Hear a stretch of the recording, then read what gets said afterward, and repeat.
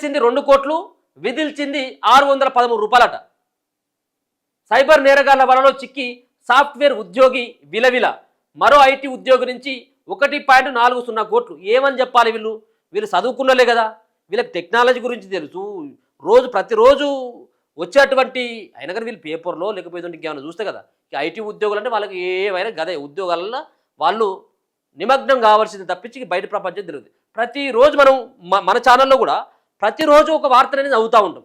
Cyber వలలో చిక్కి పైసలు పోగొట్టుకున్నటువంటి వాళ్ళ గురించి ప్రత్యేకంగా మనం వచ్చినటువంటి వార్తను కొంత జనాలకి మనం చెప్పాలి కాబట్టి, జనాలను కొంత మోటివేషన్ చేయాలి కాబట్టి, రేపు ఎవరైనా కానీ ఇటువంటి బారిన పడకూడదు అన్నటువంటి ఒక ఆలోచనతోటి మనం దీన్ని కులంకుశంగా చదువుతూ ఉంటాం, ఇంకోరు అలర్ట్ అవుతారని. కానీ ఎక్కడ చూసినా కానీ ఈ తెలుగు రాష్ట్రాల్లో కూడా ఇటువంటి కోట్ల రూపాయలు పోగొట్టుకుంటున్న వాళ్ళు ఉన్నారు. డిజిటల్ అరెస్టులు అని చెప్పేసి చెప్పడంతో కొంతమంది భయపడి పైసలు కొడతా ఉన్నారు. సైబర్ నేరగాళ్ళ ఉచ్చులో పడి పైసలు పొడగొట్టుకుంటా ఉన్నారు. ఇప్పుడు ఏమన్నా వీళ్ళని చేసేదేమో సాఫ్ట్వేర్ ఉద్యోగి ఉన్నటువంటి పైసలన్నీ పొడగొట్టుకున్నారు. 2 కోట్లు పొడగొట్టుకొని 613 రూపాయలు మిగిల్చుకున్నాడట. 613 రూపాయలు ఉన్నాయి 2 కోట్లకు. ఈ 613 ఎందుకు? ఆయనతో మొత్తం ఉన్నది ఊడ్చుకోపోయినరా నాయన. పెట్టుబడులు పెడితే లాభాలు భారీగా వస్తాయంటూ మాయమాటలతో వంచి వేర్వేరు ఉదాంతంలో సైబర్ నేరగాలు ఇద్దరి నుంచి కోట్లు కొల్లగొట్టిలు. ఇప్పుడు పెట్టుబడులు పెడితే లాభాలు వస్తాయి, నువ్వు ఎవరిని అని చెప్పేసి నీకు చెప్తాడు వాడు వచ్చి.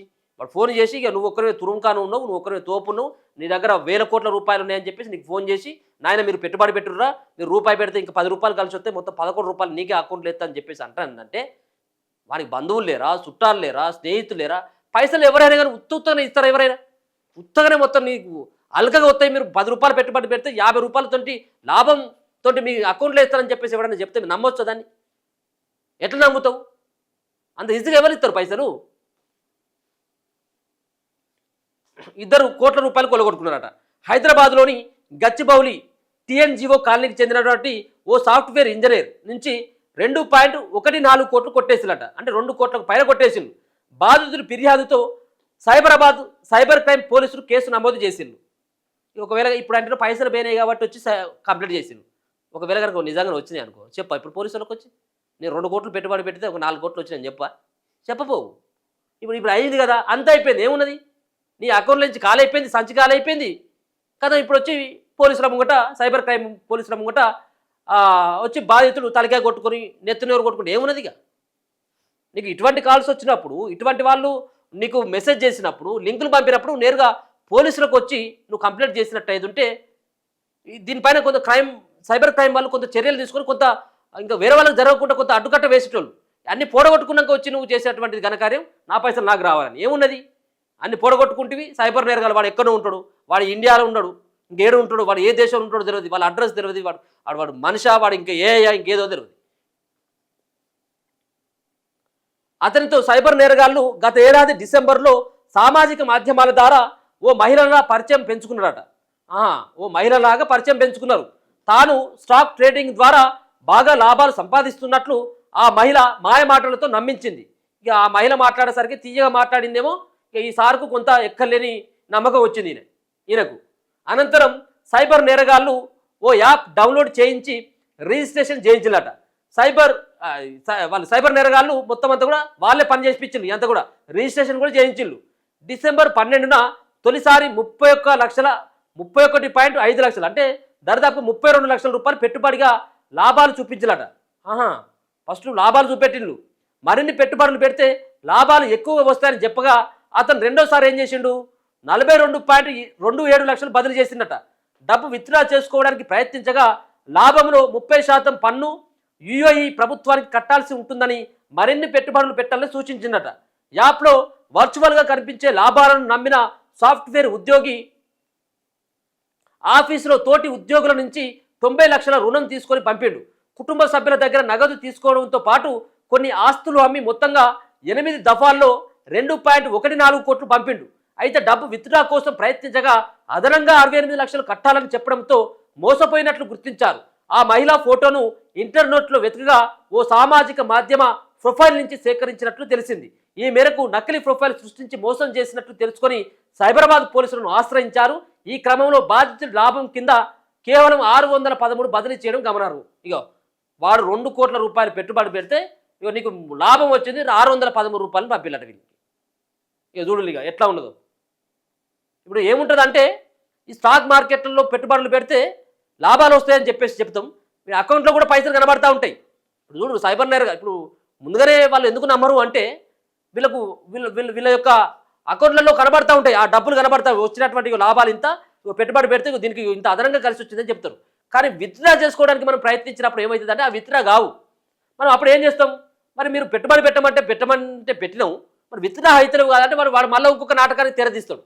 ఈ పైసలు కనుక నీకు విత్డ్రా కావాలంటే దీంట్లో పన్ను 30% 40% దీంట్లో కొంత పన్ను కట్టాల్సి ఉంటుంది. ఈ పన్ను కట్టినట్టు గవర్నమెంట్ కట్టాల్సినటువంటి పన్ను కడితే మాత్రమే ఈ పైసలు రిలీజ్ అవుతాయి అని చెప్పేసి వాడు మళ్ళా కొత్త నాటకానికి తెరలేపి మళ్ళీ ఇంకా ఈ 2 కోట్ల రూపాయలు బయటికి రావాలంటే ఇప్పుడు ఏం చేయాలి, వీడు 30% తోటి పన్ను కట్టాలి. అంటే దరిదాపుగా ఇంకో 40-50 లక్షలు కడితే మాత్రమే అవి రిలీజ్ అవుతాయి. అంటే ఇవి వస్తాయి కదా అన్నటువంటి ఆలోచన ఈ 40-50 లక్షలు మళ్ళీ ఎక్కడో అప్పు తీసుకొచ్చి కడతాడు కదా. ఉన్నైపోతాయి, ఉంచుకునేపోతాయి, అప్పులు తీసుకొచ్చిన పెడితే పోతాయి, సంపాదించుకునే అన్నీ పోతాయి. సో ఇట్లయితే ఉంటాయి. దయచేసి ఎవరైతే ఇటువంటి ప్రకటనలు వచ్చినప్పుడు దయచేసి ఖచ్చితంగా పోలీసులను ఆశ్రయించుర్రి, లేకపోతే ఆ యాప్స్ని కనీసం ఓపెన్ చేయకుండానే ఉండుర్రి దయచేసి. ఎందుకంటే మీ మీ ఖాతా మాత్రం కాలేవుడు గ్యారంటీ. ముందు 10,000 పెట్టుబడి పెట్టించిల్లట ఆయనతోటి, ముందు 10,000తో పెట్టుబడి పెట్టించిల్లు. ఓ ఐటీ ఉద్యోగి 1.40 కోట్లు అంటే దరిదాపుగా 1,40 లక్షలు పోగొట్టుకున్న ఉదాంతం ఇది. కుక్కటిపల్లి వివేకానంద నగర్కు చెందిన అతను సామాజిక మాధ్యమాల్లో ట్రేడింగ్ నైపుణ్యం గురించి వచ్చిన ప్రకటన చూసిల్లట. అందులోని ఫోన్ నెంబర్లను సంప్రదించగా ప్రొఫెసర్ దిలీప్ కుమార్ జయసింగ్ పేరిట ఇద్దరు పరిచయమైనట. అతనికి ఒక యాప్ డౌన్లోడ్ చేయించి తొలిసారి 10,000 పెట్టుబడి పెట్టించిల్లట. లాభం రావడంతో నమ్మిన ఐటీ ఉద్యోగి గత ఏడాది అక్టోబర్ నుంచి డిసెంబర్ వరకు 1.40 కోట్లు అంటే 1,40 లక్షల రూపాయలు బదిలీ చేసిండు. లాభాలు వస్తాయనే నమ్మకంతో కష్టపడి సంపాదించిన ఆస్తులు అమ్మి పెట్టుబడులు పెట్టారు. విత్డ్రాకు ప్రయత్నిస్తే మరింత డబ్బు కట్టాలని మెలిక పెట్టడంతో మోసపోయినట్టు గుర్తించి సైబరాబాద్ పోలీసులకు ఆశ్రయించారు. మరి ఇప్పుడు ఇక్కడ 10,000 పెట్టుబడి పెడితే మొదట లాభం వస్తే పోలీసుల కాడికి పోలే, చెప్పలే, ఎవరికి చెప్పలే, పక్కను కూడా చెప్పడు. చెప్తాడా? పక్కనుకో ఇటు పక్క పెట్టనుకో సుట్టపని కూడా చెప్పడు. మొత్తం నాకేం కావాలని అత్యాశ కదా ఇదంతా కూడా.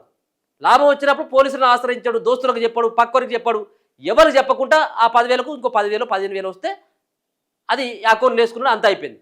ఈ అత్యాశతో ఏమైంది, మొత్తం 1,40 లక్షల రూపాయలు పెట్టుబడి పెట్టిండు, దాంట్లో మోసపోయినని చెప్పేసి గుర్తించిండు. ఏముంటాయి ఆ పైసలు వస్తాయా?